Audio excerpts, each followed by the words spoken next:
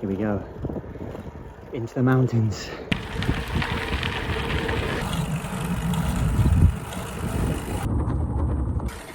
This climb's not going well.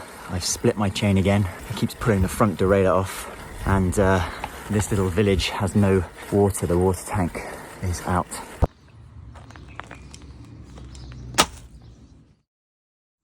Moody England. When I cycled around the world back in 2018, one of the places I always wanted to go to was Oman, on the end of the Arabian Peninsula.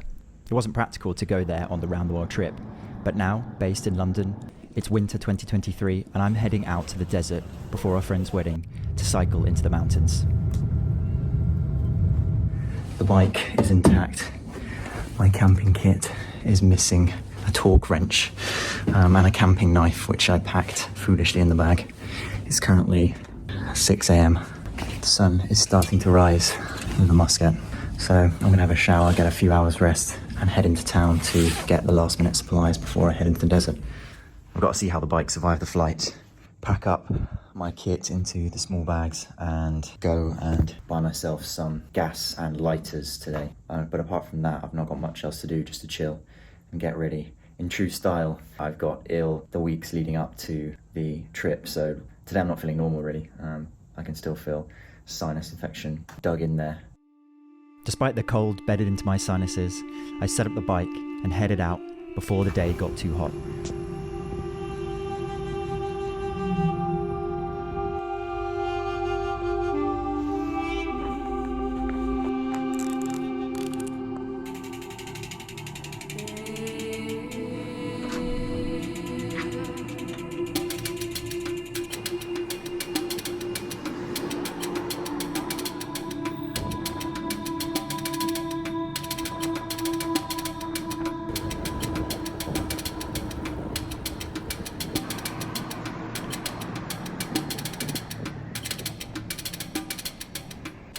My first day is a long ride out from Muscat into a strong headwind. I'm struggling a little bit weaving around because the whole place is designed around cars and motorways. Even if I get onto a district side road, it's blocked by a highway with a central reservation that I can't cross.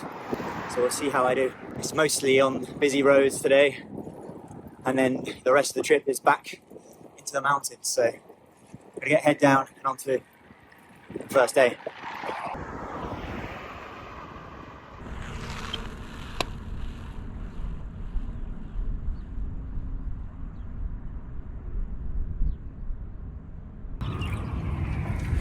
My first stop, I made it 50k out of town.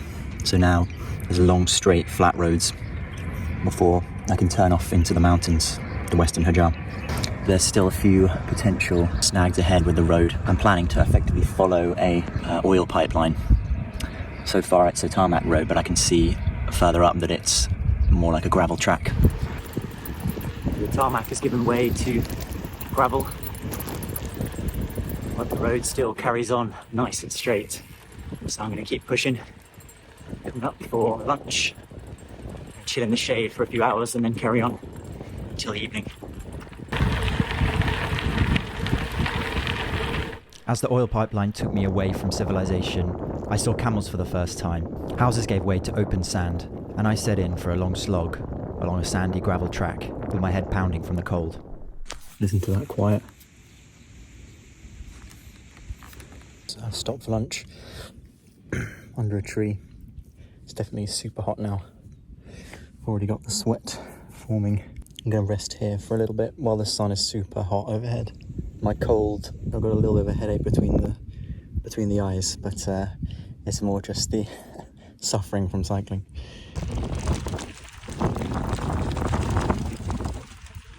Hit the gravel. The track was slow going. When it was firm gravel like this, I progressed well at about 16 kilometers an hour, but often big patches of sand overtook the road, and I had to slow down and walk.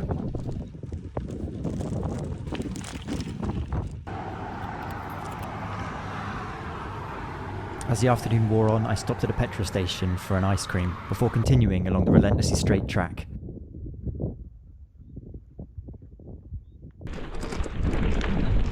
The sun is setting quick.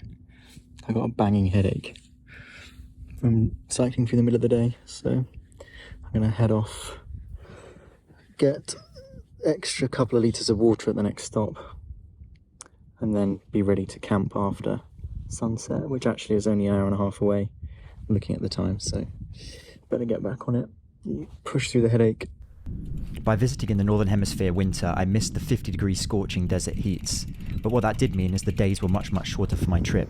So I had to make sure that I covered enough distance in the time, getting up early and riding until the sun had started to set.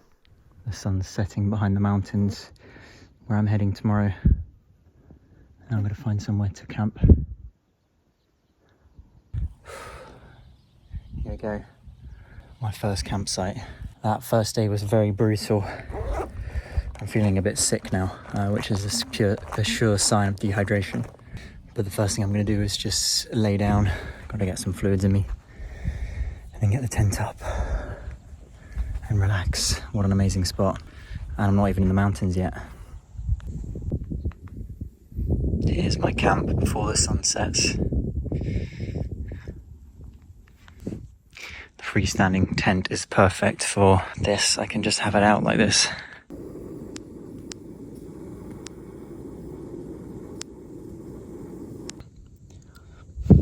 So good. One thing I love about camping is looking at the stars. An amazing thing about Oman and a lot of the Saudi Arabian Peninsula, as I was flying over overnight to get here, is that the coastline is just lit up. You can see the sun is well past set now, but the sky combined with the haze has just lit it up. But this is where I'm going, and that is the mountains.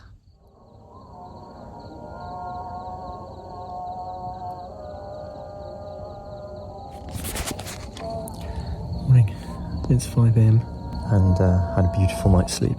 It's now nice and cool, so I am packing up.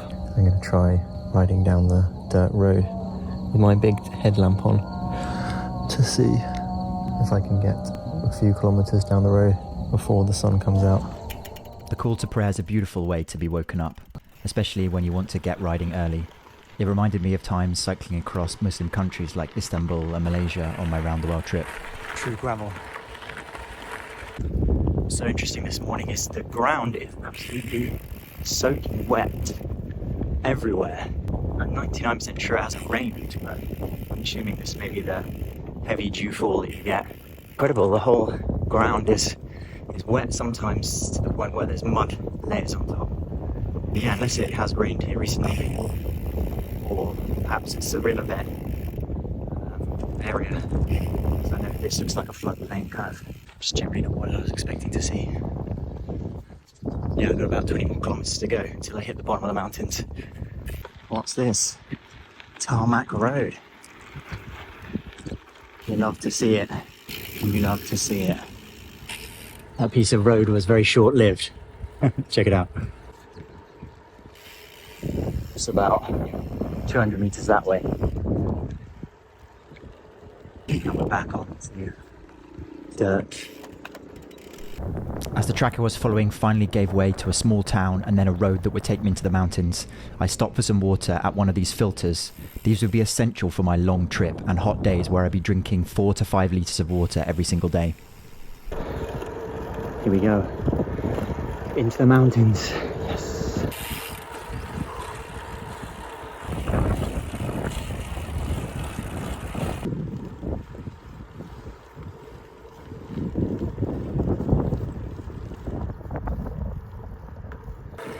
So today I'm feeling a lot better. I managed to stop in a local town for Abu Purata.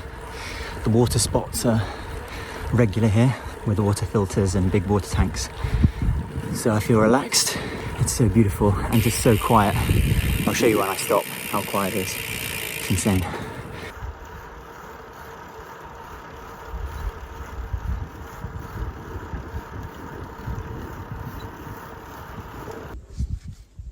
Listen to that silence.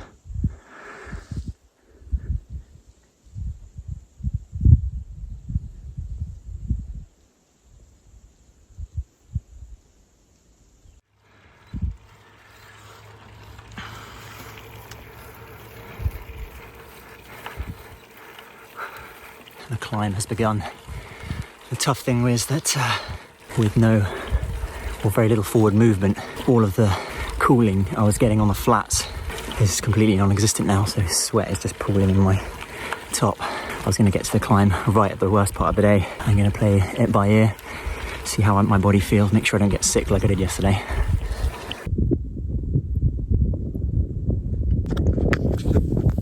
Purifying my water. All of the tanks here have a water filter attached to them, but it's one of the things that could really end my trip. Spot the bike.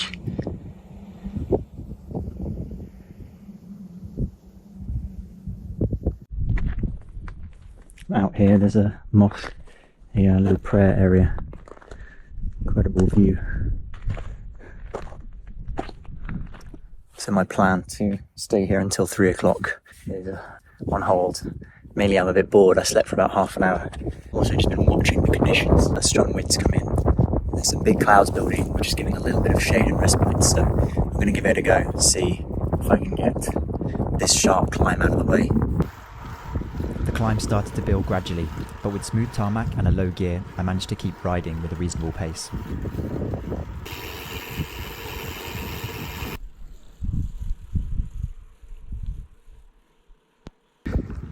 Here's the insane climb with switchbacks all the way up there. Up over 1,000 meters.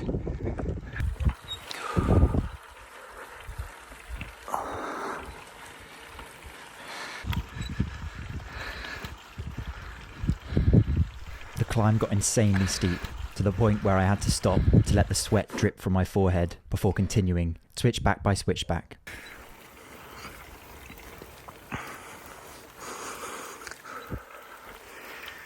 Yes, I've done it. The first climb of the trip. Done it. And as always, after a long, slow climb, I was awarded with a glorious descent, sweeping around the switchbacks with my perfectly balanced bike.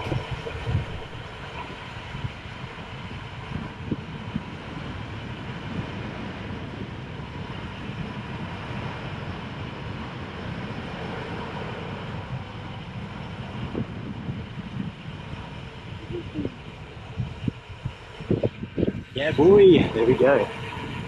Little descent before bed. After the big descent, the sun started to set, so I picked my spot for the second night under the stars. I'm destroyed. Stopping here to camp down in the valley. Beautiful spot. I don't know. I feel like there's no chance I can continue tomorrow. I can't even hold my phone up.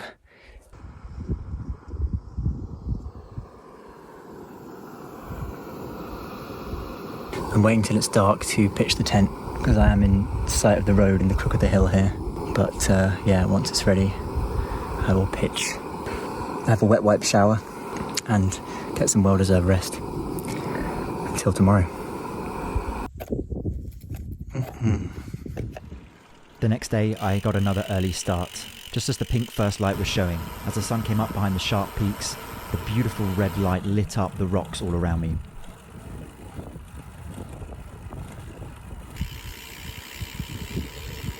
This morning, the roads were mercifully smooth and flat, but it wasn't always going to be like this. So I made it, and 50k so far today. It's only 10 o'clock. The clouds building over the mountain definitely made things a lot cooler. I waited at a store this morning and managed to get food supplies. Waiting outside the shop to see if it opens. I don't know when it's going to open.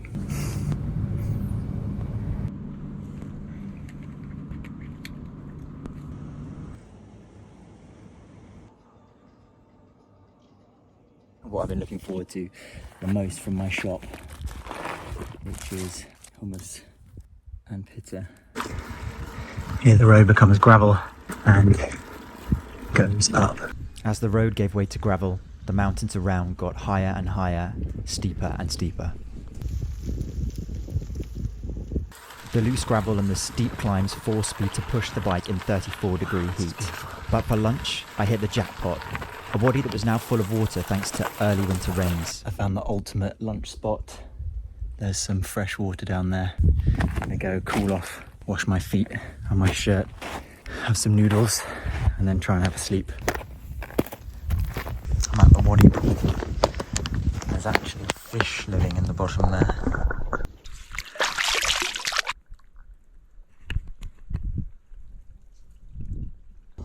After cooling off blissfully in the cold water, grabbing some lunch and having a sleep, I got back to the long, slow slog of pushing my bike up the steepest of climbs.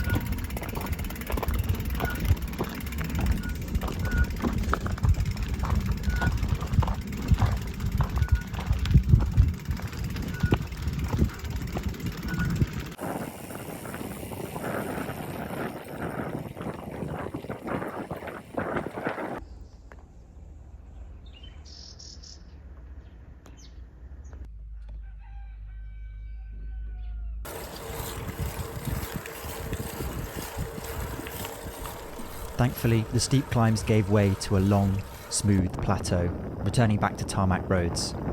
I pushed on, making great progress all afternoon, picking up supplies in a local village before heading out to find a spot to camp. It's the end of the day, eating proper food all day after the shop stop in the morning, cooling off in the wadi at lunch has really changed things. I'm feeling super good now. I've charged my battery up as well, so I'm now going to try and do another 10k and get some rest, because this whole trip is building up to some huge climbs up to 2,000 meters, which are between me and home. I need to rest up to make sure I'm still able to, what's going to amount to pushing my bike up 1,200 meters from where I am now on gravel tracks. Storm clouds growing from behind the mountain. Day 3 and I'm camped out in a beautiful valley away from the road. There's a bunch of beehives there, old and disused. And one of the big things I love about Oman versus most of the other countries that I've ever cycled in is how relaxed it is to camp. Usually I'd be sneaking away at sunset, but here camping is so normal. Today I've got the choice between fava beans, which look nice and spiced, or regular baked beans. I think I'm going to go with the regular baked beans first. Pure carbs and protein. One thing that's hit me camping in such silence is a feeling of homesickness that I've never felt before, considering I spent a year and a half camping wild, sleeping in unfamiliar beds, always pushing forward. This one's different. I got married a couple of months ago and I'm missing my wife. Missing being around friends. When I stop, I'm hit by pure silence. I just feel like I want to be home.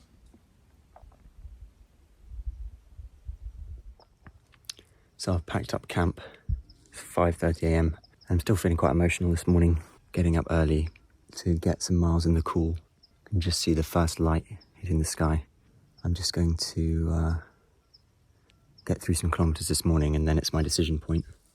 I have to decide the route over the big mountains up to 2,000 metres, get some calm time in, get the headphones in, make it down the road, make a decision.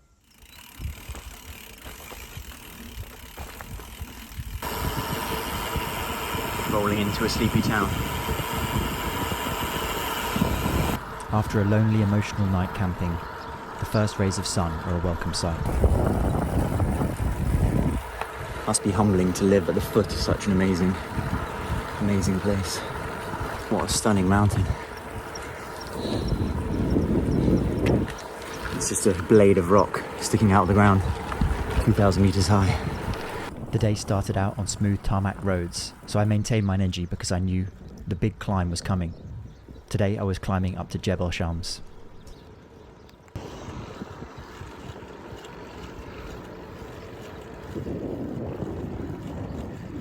I'm waiting outside of a store again, but this is the last major stores before the big high altitude section, and it's also Friday tomorrow, so I'm not sure what will be open, so it's worth waiting. Hopefully this opens in 10 minutes, but we'll see. It could be an hour and 10.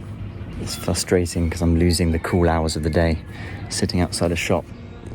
While I was waiting, some local school kids came to chat to me on their way to school, and soon the shop opened so I could get back on the road. That's it, so the road has given way to a rough gravel track. I'm fully stocked, I've got 6 litres of water and 2+ days of food, and I'm going out into the true mountains, and I feel ready. As I moved into the mountains, the trails got more and more beautiful. They were lined with these ancient hill forts, and there was no cars in sight. Now the walking begins.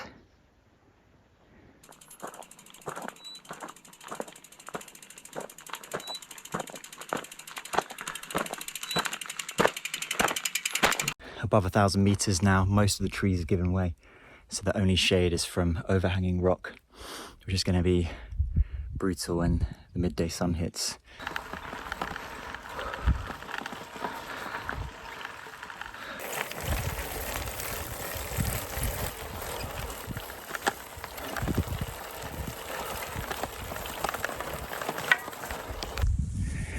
Here's some abandoned homes. Now it's time to try the baba ganoush and the wraps. It's actually really cool. Hair standing on end. So it's just the sun really at this altitude that is killer. So I've climbed 600 meters today. Up there where I'm heading is 2,000. So I'm not quite halfway. I have to say, I hope it tastes better than it looks. Much better than the hummus actually.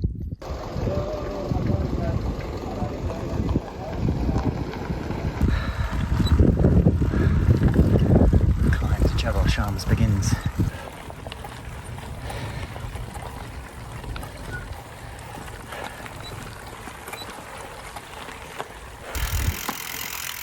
You can't even see the town I was at this morning on this camera. It's just at the bottom there. 1,000 meters below already. Amazingly, I'm 250 meters from the top of Jebel Shams, and I've been able to cycle 99% of this track. I'm gonna get there. I made it. 2,000 meters to Jebel Shams. Jebel Shams is Oman's highest mountain at over 3,000 meters high. Not only that, but a canyon plunges 1,500 meters down right from the point I'm standing. I sent up my drone to get these awe-inspiring videos before the cloud started to build and the wind picked up. A storm was brewing. Here we go, I'm descending out of Jebel Shams for a 20-kilometer loop of gravel up here at 2,000 meters. Looking forward to getting out into the wild mountains to camp tonight before I head on the final stretch, but one massive brutal climb still to challenge me. There's Jebel Shams. Think of the drop-off from there, and now I'm just on this plateau. The very bottom of this valley, or this little ravine, is 2,000 meters high. As I rode across the gravel tracks along the plateau, the clouds covered the entire sky and the drizzle started. I'm having a snack, and the cloud is rolling in around me.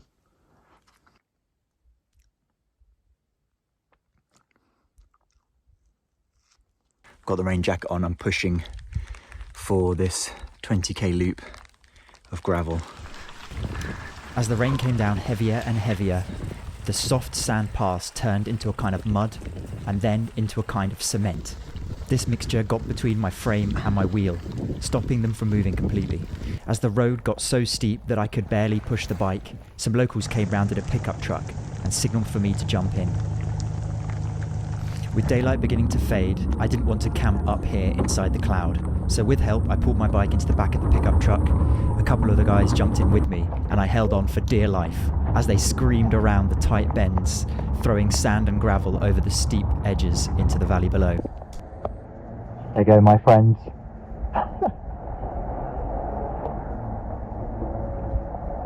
I think that was probably the most crazy thing that's happened out of this trip, for sure. My first technical, I've split my chain, putting so much force through it, so I need to do a quick repair and then get back on the road. in the end, so much mud had got into here that it pushed the derailleur out of line, as well as breaking the chain. So now I think I fixed it, and I've just sprayed as much water in there as possible to try and help it out. But yeah, it's messy. It's very messy. Definitely pushing the bike to the extreme, and me to the extreme too. So I'm descending now, the last hour of the day. Clouds all around, rain in the air. I descend back down and find a camp spot off the road to pitch up somewhere slightly warmer. And then I'll tell you all about my day. Wow, I've just had the most hectic end to the day. I've been trying to race down from Jebel to get somewhere warmer because at the top, particularly on the coastal side, it was just pouring rain, which caused the roads, which are sandy, dusty, just to turn to mud. And that mud caked so much in my bike that it actually pushed the front gear shifter off where it should be. So it was grinding in the sprocket. That split my chain. That seemed like a combination of that and the load it was under. So I managed to get a lift from some absolutely amazing guys. It's probably the most dangerous part of the entire trip. They were drifting the Toyota pickup up as the rain was pouring down heavier than it's ever done in this whole trip. I managed to just get down to here. I'm still about 1,600 meters. I've got to have the tent with the actual tarp covering today. Considering last night and how lonely I was feeling and how I really just wanted to pack in and head home. Today has shown why I like traveling like this.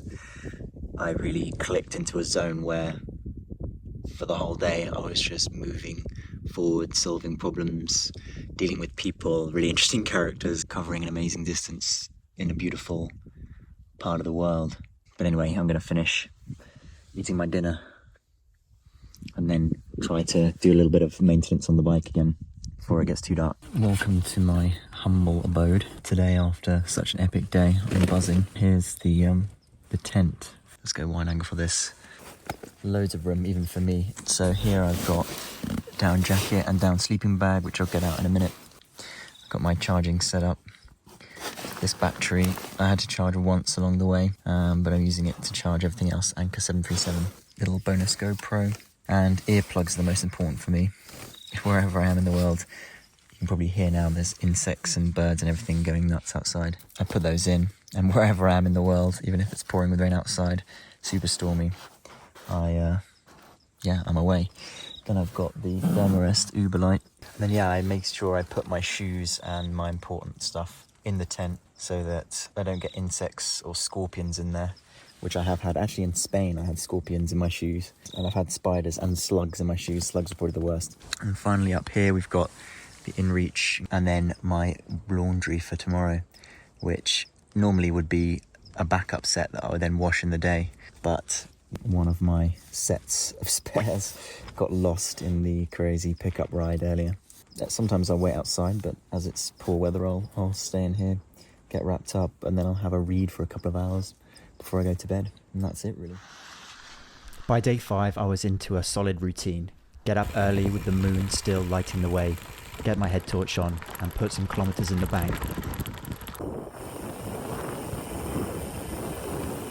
Okay. Leaving Jebel behind.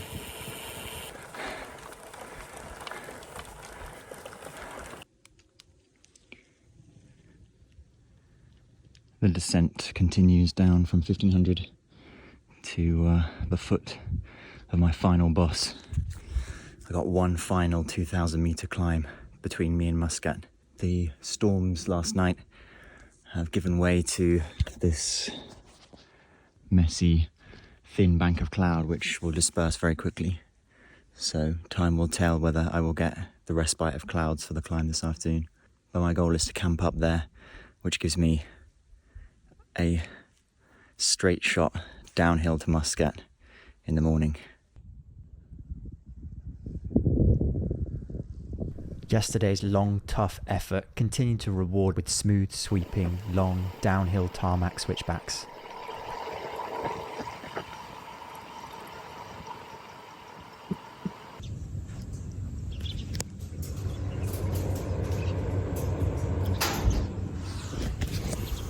I'm stopped here to charge at the foot of the Jebel Shams climb. Gone to the toilet, just resting up, and then I'll head up the climb.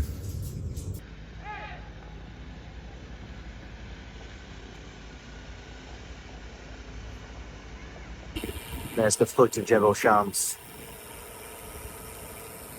As a vegetarian, I was worried what food would be on offer for me in Oman, but I was treated with a lot of Middle Eastern food, such as wraps, hummus and baba ganoush, as well as Indian treats like paratha. In most places, I could also get an omelette to boost my protein.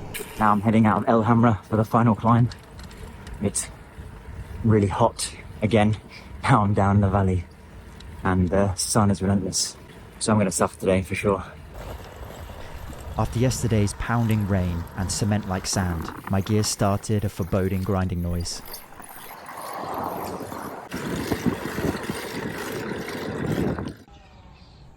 It was 36 kilometers to Balad Sit, the next town, but in the way was one final 2,000-meter climb. This is definitely my last big challenge. The trees have gone. The sun is out with no relief. There's no shade. And the road goes up there. Up and up, super steep. So I've got to settle in for the next several hours of heat.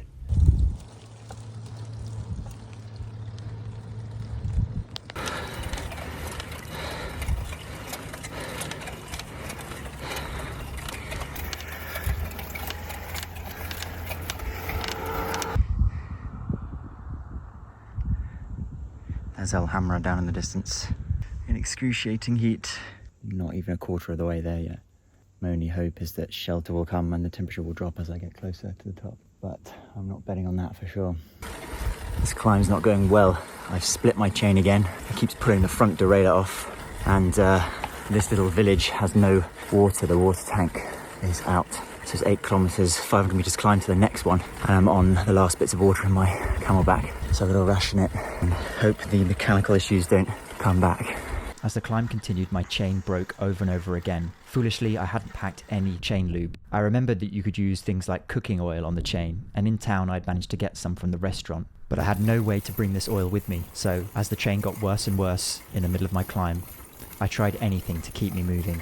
So the only thing I have on me that's slightly oily is this hummus actually. So I'm going to try and take some of this in and see if it stops the train splitting. I'm slightly worried because the texture is not fantastic. So we'll see. It's definitely much smoother with that hummus on.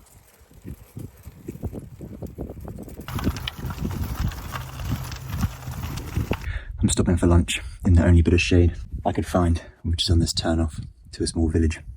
Having my bread with the remaining hummus that I haven't used on the bike chain, which luckily hasn't broken again, touch wood. I've just got this 400 meters, about 10k of climbing to do. You can tell from my fingers how tough this trip's been. Short on water and stopping every half an hour to add more hummus to my chain, I climbed the unforgiving baked tarmac, just focusing on the next pedal rotation. All the months of waking up at 6 a.m. to get on the turbo trainer, of planning my flights, accommodation, and travelling with my bike, had built up to this moment, pushing powerfully to the top of the final climb of the trip. I made it. I made it.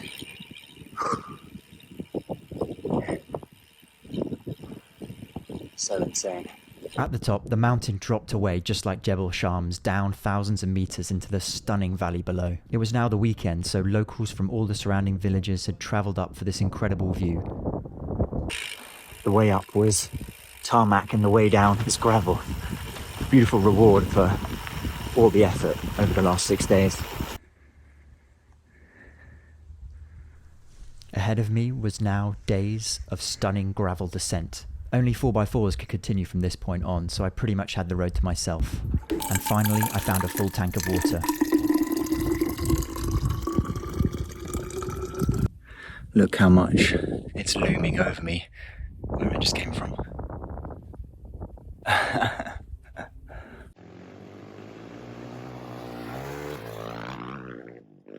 The depth of these valley tracks highlight the sheer scale of the Hajar Mountains. These are the towers that I was at earlier, and here's the whole valley now.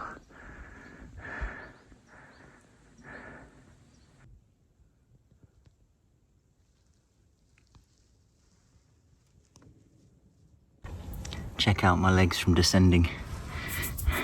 Thick dust everywhere. So it's an hour away from sunset now. I've descended a large part of the massive descent from the mountains, my final climb. This wadi journey has a lot of ups and downs still, so there's a lot to do tomorrow. Now I've got an hour before sunset to camp, rest up for the last 155k in the heat to get back to Muscat. It's going to be tough, but there'll be a lot less climbing to do. I stopped at the most stunning campsite of the trip so far, a dedicated spot for camping in the deep wadi. Even though there wasn't water, this amazing flat space surrounded by high peaks was the perfect place to spend the night. I'm going for a walk down the wadi to see if there's any little pools around. I don't think there are here. I think it's a little bit too dry, surrounded by mountains. The scale is hard to appreciate. It's incredible. These last nights out are always bittersweet because I'm always super excited to get back, to have a proper shower for sure, to be cool in the air conditioning, to sleep in a proper bed, catch up on Netflix and YouTube videos and stuff. But equally, I'm never in such a rush because I know that it's so lucky to be out here and to be able to be somewhere alone, quiet, and somewhere that's so beautiful as well.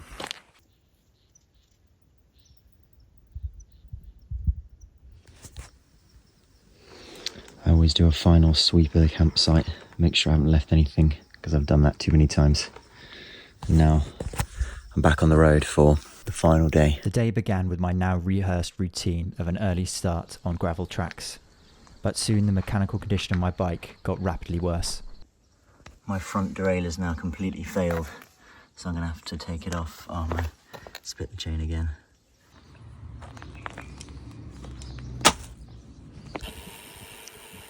I'm still not at the road and I'm now riding on 10 gears. I'm a bit disappointed with the mechanicals of the bike. I think in my whole round the world tour I used the mountain bike or the touring components, the DTX or something like that. Maybe I would have been better with mountain bike components. And also maybe if I'd been able to find better lubricant, the chain wouldn't break so much. But it also feels like maybe it's a bulge in the tyre, like a divot every rotation, a bounce every rotation, whatever you want to call it.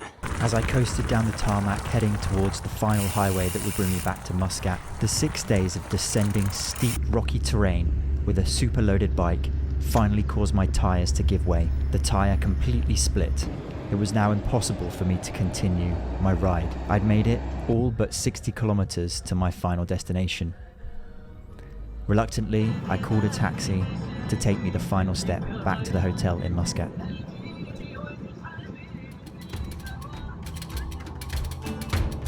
I'd endured loneliness and made it through. I'd struggled physically over the toughest trails in baking heat and in driving rain. My bike may have given in, but I'd made it through. I truly explored Oman.